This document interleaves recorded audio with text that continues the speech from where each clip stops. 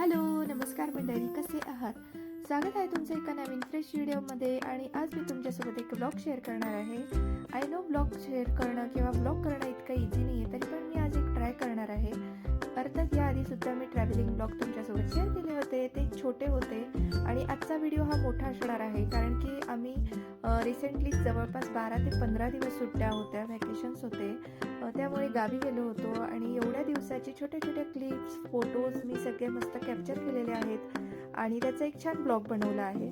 तर आम्ही भरपूर मजा केली गावी, सासरी माहेरी फिरायला गेलो, शेतात गेलो आणि अजून भरपूर काय काय केलं. तर त्या सगळ्या गोष्टी मी तुमच्यासोबत आजच्या व्हिडिओमध्ये शेअर करणार आहे. तर नक्की हा व्हिडिओ शेवटपर्यंत बघा आणि तुम्हाला कसा वाटला मला नक्कीच कळवा. तर आत्ताच ख्रिसमस झालं, त्याच्यानंतर 31st झालं आणि त्यासोबत जॉईंटली विकेंडसुद्धा आलेला, त्यामुळे भरपूर दिवस सुट्ट्या मिळालेल्या. तर ह्या सुट्ट्यांचा सदुपयोग करायचा म्हणून आम्ही गावी गेलेलो. मस्त फॅमिलीसोबत एकदम छान टाईम स्पेंड झाला आणि छान छान मेमरीजही बनल्या. तर त्या मेमरीज, ह्या फोटोज आणि छोट्या छोट्या व्हिडिओजच्या माध्यमातून आपण स्टोअर करतो नेहमीच. तर त्या आपण स्टोअर करतो आपल्या लॅपटॉपमध्ये किंवा हार्ड डिस्कमध्ये. पण यूट्यूब असा प्लॅटफॉर्म आहे की आपण छानपैकी ते स्टोअर, एखादा छानसा व्हिडिओ बनवून आपण तो स्टोअर करू शकतो आणि केव्हाही तो बघू शकतो इझिली. तर त्यामुळे मला असं वाटलं की ही एक छान आयडिया आहे. आणि त्यासोबतच मी रेसिपीजचे व्हिडिओज बनवत असते नेहमीच. पण असं व्हॅकेशन्स आले किंवा लाँग विकेंड आले तर आमचं नेहमीच कुठे ना कुठे बाहेर जाणं होतं, रिलेटिव्सकडे म्हणा किंवा फिरायला जाणं म्हणा. त्यामुळे माझ्या कामात भरपूर ब्रेक पडतो आणि मोठा गॅप झाल्यानंतर लिंक परत बसायला पुन्हा खूप वेळ लागतो, सगळं सेटल व्हायला परत वेळ लागतो. त्यामुळे मी आता विचार केला आहे की आपण जरी वॅकेशनला गेलो तरी पण छान छान छोटे छोटे ब्लॉग्स का होईना आपण अपलोड करत राहायचे. म्हणजे की माझ्या आवडतीचं जे काम आहे, एडिटिंग करणं, शूट करणं, रेसिपीज करणं, हे सगळं छान मी करू शकते. आणि ह्या मेमरीज, छान छान मेमरीजसुद्धा मी कुठेतरी स्टोअर करू शकते. एनिवेज, तुम्ही हा ब्लॉग पुढे एन्जॉय करा. मी हळूहळू मध्ये मध्ये सांगतच राहीन की आम्ही काय काय केलं.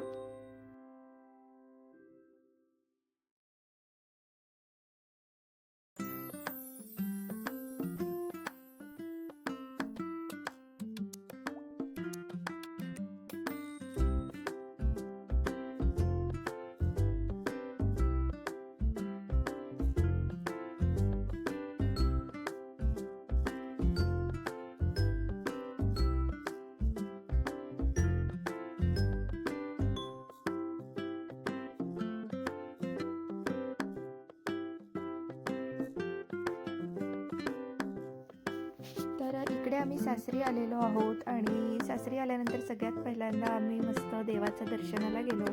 आणि त्यानंतर आम्ही गावातच एक छानसा कार्यक्रम होता शिवलिंगाचा, तो अटेंड केला. अगदी छान, मन प्रसन्न झालं, खूप मस्त कार्यक्रम झाला सगळा. आणि त्यानंतर आम्ही शेतात आलो. शेतात छान स्ट्रॉबेरीज, आम्ही फ्रेश अगदी स्ट्रॉबेरीज एन्जॉय केल्या. आणि शेतातला जे झाडं होती भरपूर वेगवेगळ्या प्रकारची, तिथलाही काही काही फ्रूट्स आम्ही एन्जॉय केले. जसं की हे मलबेरी आम्ही लहानपणी खूप खायची आणि आता इथे जस्ट थोडीशीच उरलेली होती, तर तीही आम्ही एन्जॉय केली. खूप गोड होती ही मलबेरीसुद्धा. आणि त्यासोबतच इथे आंब्याची झाडं आहेत, पेरूची आहेत, लिंबाची आहेत आणि स्ट्रॉबेरीचा तर बागच आहे. त्यासोबतच इकडे आजूबाजूला कोथिंबीर आणि मेथीसुद्धा लावलेली होती. तर ह्या झाडावर त्या आजी चढलेल्या आहेत, त्या आम्हाला लिंबू काढून देत आहेत. तर हे लिंबू थोड्या वेगळ्या प्रकारचे आहेत आणि मी तिथून भरपूर लिंबू घेऊन आली. आणि त्याचा मी जो आपण स्टोअर करून ठेवतो प्रीमिक्स लिंबू सरबतचा, तो मी बनवून ठेवला पुण्याला आल्यानंतर.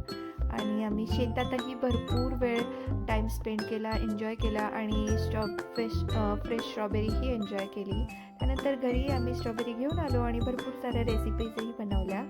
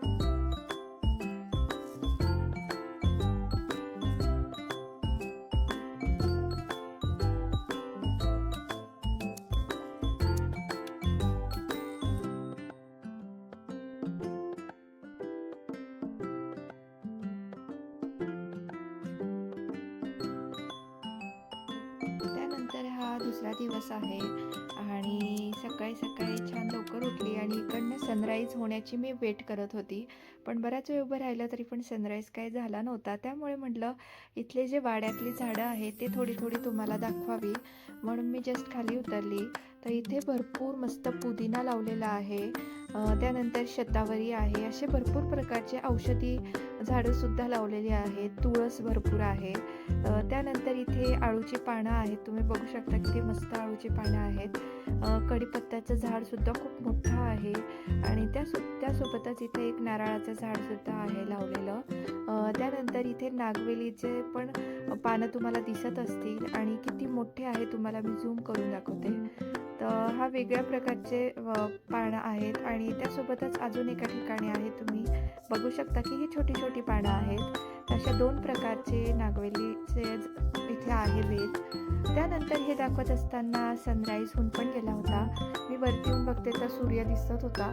त्यानंतर मग मी तुम्हाला याच्या पुढचा सनराईज दाखवला आणि आम्ही मस्त चहा एन्जॉय केला गरमागरम आणि असं कोवळं उन्हातही मस्त बसलो, भरपूर साऱ्या गप्पा मारल्या आणि त्यानंतर माझ्या सासूबाईंनी मस्त त्याच्या ढोकळा बनवण्यात खूप एक्सपर्ट आहेत. मस्त त्यांनी आमच्यासाठी ढोकळा बनवला, कारण की आज आम्ही जाणार होतो माझ्या माहेरी.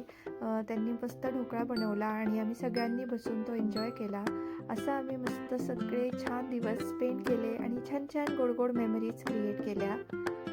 त्यानंतर आम्ही आलो माहेरी. तर माहेरी आल्यानंतर मस्त आम्ही संध्याकाळी थोडंसं शॉपिंगला गेलो, थोडंसं फिरायला गेलो आणि त्यानंतर आम्ही घरी येऊन बघतो तर माझ्या भावाने मस्त केक आणलेले होते आणि आम्हाला सरप्राईज दिलं, कारण की रिसेंटलीच आमची मॅरेज ॲनिव्हर्सरी होती आणि मग आम्ही तिथे नसल्यामुळे आम्ही आलो आणि त्या दिवशी त्यांनी सरप्राईज दिलं.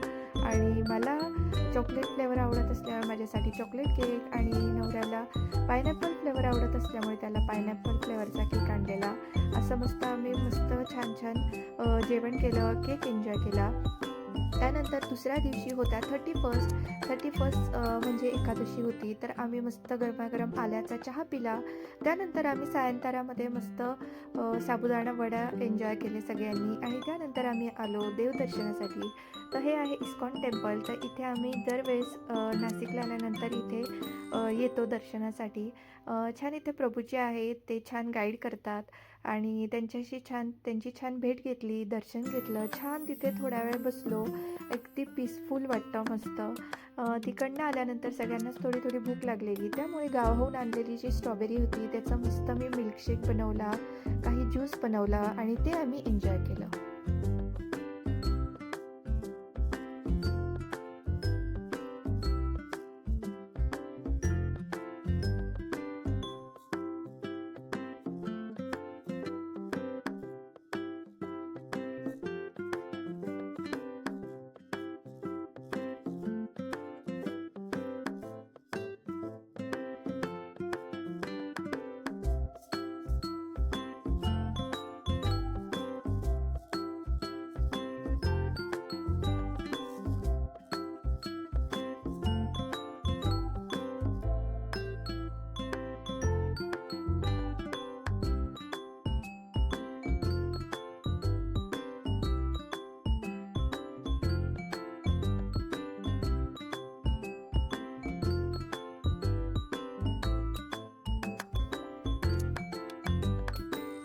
तर ज्यूस एन्जॉय केल्यानंतर संध्याकाळीच माझ्या मम्मीने मस्त भगरीचे डोसे, बटाट्याची भाजी आणि आमटी उपवासाचं हे सगळं बनवलेलं. लवकर आमचं फराळ झाल्यामुळे आम्ही संध्याकाळी कुठेतरी जायचं ठरवलं आणि मग आम्ही फिरायला गेलो. तर असंच गाडीत आमचा विषय झाला की DIY म्हणून एक आहे.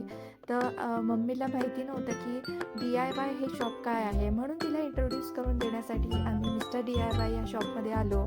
तिथे काही छान छान तिला वस्तू दिसल्या, तिने घेतल्या, आम्ही काही वस्तू घेतल्या आणि त्यानंतर आम्ही घरी आलो.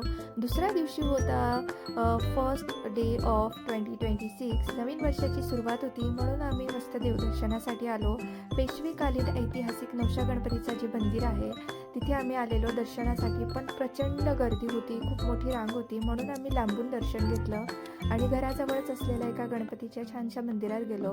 तिथे मस्त दर्शन घेतलं, शांत निवांत बसलो तिथे आणि त्यानंतर राम मंदिरात गेलो. मंदिरातही छान दर्शन घेतलं, मस्त तिथे शांतपणे बसलो, नामस्मरण केलं आणि त्यानंतर दुसऱ्या दिवशी आम्ही पुण्याला येण्यासाठी निघालो. पुण्याला येताना किंवा आम्ही गावी जाताना आम्ही हॉटेल आकाशमध्ये नेहमीच थांबतो ब्रेकफास्ट किंवा थोडंसं काहीतरी खाण्यासाठी. हा इथे आमचा एक ब्रेक असतो. तर इथे सकाळी आम्ही थोडंसं भाजी पोळीच खाऊन निघालेलो मम्मीकडून, म्हणजे जवळपास जेवणच केलेलं, भाजी पोळी वरण भात. तरी पण आकाश बघितल्यानंतर सगळ्यांनाच थोडी थोडी भूक लागली, त्यामुळे आम्ही हॉटेल आकाशमध्ये थांबलो. मिसळपाव, मसाला डोसा आणि चीज ग्रिल सँडविच आम्ही घेतलेलं. थोडी जरी भूक होती तरी पण इथलं फूड मस्त असतं, हायजेनिक असतं आणि एन्व्हायरमेंटसुद्धा इथलं खूप मस्त आहे, त्यामुळे आम्ही इथे थांबतोच. हे सँडविचही खूप मस्त होतं आणि बाकीचं फूडही खूप टेस्टी होतं. त्यानंतर आम्हाला एवढी भूक नव्हती, पण इथे एक फेमस रबडी आहे तर ती आम्ही घेतली आणि चौघांनी मिळून छान एन्जॉय केली. तर त्याच्यानंतर ह्या हॉटेलमध्ये आईस्क्रीम पार्लरही आहे आणि बरेच छोटे स्टॉलही आहेत. तिथेही भरपूर छान गोष्टी विकायला आहेत आणि त्यासोबतच फोटो सेशन करण्यासाठी इथे भरपूर गोष्टी आहेत. त्यासोबतच मुलांना खेळण्यासाठी मोठं असं गार्डन आहे, त्यामुळे इथे जवळपास 1 ते 1.5 तास आरामात चालला जातो.